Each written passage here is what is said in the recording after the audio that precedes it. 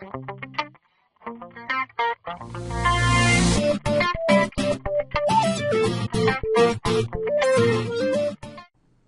guys, this is Rocky and welcome to yet another one of my videos. Today we're going to be dealing with the linking of Access or Microsoft Access 2013 and Microsoft SQL 2012. Firstly, we need to open up the MySQL. Alright, so we go to the start. I've already pinned it to the start page. So we have the SQL Server Management Studio.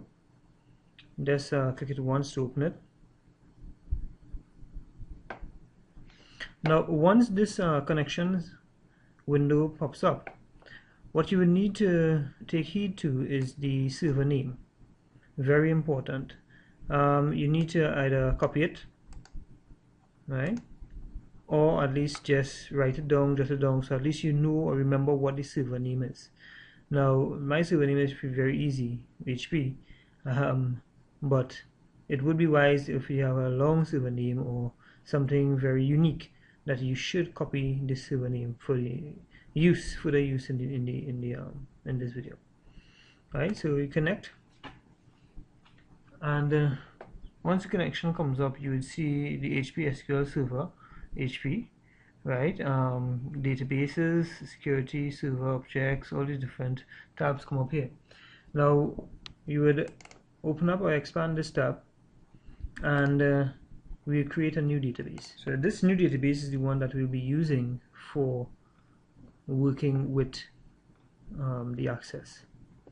Right, so database name, you can name it, it's up to you, name it whatever you want. I'm going to put here student, or you can leave it as default, or discontinue, we click OK. So now we have the student database. Expand the student database and we go to tables, right click and we create a new table. Now creating this new table, it basically is a database table you will create in, so we just populate some of these fields here. So we have ID, right, and there you go, you can change and select the data type that you would want, right, and we save table, student info. Okay, so now that you have saved your table, we go into the tables and you will see your table here, right, student info. So what we'll do is we select the top rows, or click edit top rows actually. When you click edit top rows, you'll see all the information that shows up in your table at present. So presently we have all the fields here carrying null values. So we'll just minimize here, and now we'll go into Access, and what I'm going to do is run Access as an administrator. So we create a blank desktop database. I'll leave it as default for now and click create. Okay, so we have a blank database. We go to external data and we click the ODBC database. Okay, so what we're going to do is link the data, but that's what we're going to want to do. We're going to try to link the data that is on the Microsoft SQL Server and this database here that is on Access. Okay, so we have the machine data source, click new, right, system data source. Now the system data source selects system data source, creates a data source which is specific to this machine and usable by any user who logs on to this machine, right. So the difference between the user data source and the system data source is that the user data source creates something that is specific to and visible to only you. So what we want to do is actually share this. So you click next, go to the SQL Server, click next, right? And then we click finish. Now, what name do you want to refer to the data source? All right, I'd say we'll just student info. All right, description, not necessary. And here is where we have the server information coming up again.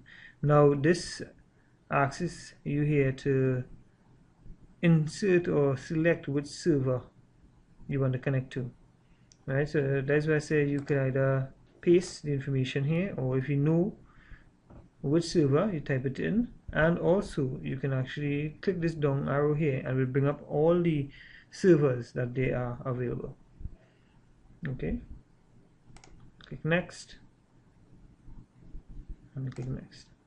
So now what this does is it actually searches for the server, and you can change the default. Change the default to the actual database that you want to, because if you leave it as the default, it will go to just the master. So what you want is the database that was created. This is the student database. That's the database that you want to create a new data source for. And click next. Leave it as is. Click finished. And you indicates that this window indicates here that the data source will be created with the following configuration. So now this is the name of the data source here. That's the one that you are creating, right? This is the server. The database is that we're linking it to is the student database, right? And just to make sure that it is connected, let's click test. So this is the test to make sure that there is connectivity, right? So what's right now, Access is trying to connect to the SQL, and it tests complete successfully. So okay, I'll click OK. Right. Brings up the linking tables. So what you need to do is select the actual table that you want to link, right, and click OK. Okay, we're going to select all. Right, as I did here, I'm going to select all the records and click OK. Right, and when you double click, you will see that everything here is null, just as we had it before. Now what we can do is populate these. So what I'm going to do now is just populate this table here, and I'm going to show you when we go back to my MS Microsoft SQL that the link has been made. Okay, so I'm going to do some IDs. 00124 00123. Okay, first name. Okay, so we have these 4 persons entered. I'm going to save. So what we're going to do is restart my SQL.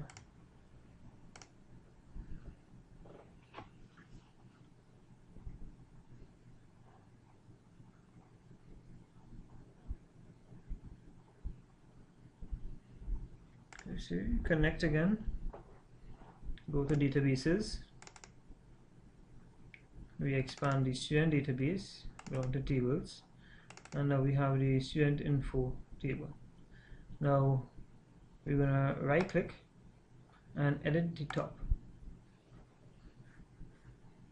and there you see we have all the information that was put in Access now stored on the SQL server.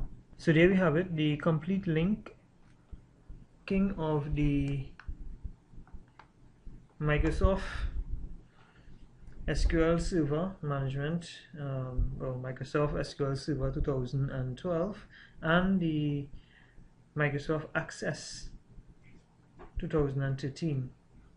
Right. So once you make changes to the information on this table here, it automatically will be changed on the server, and obviously vice versa. Okay, so thanks again for looking. I hope I see you guys soon, and good luck.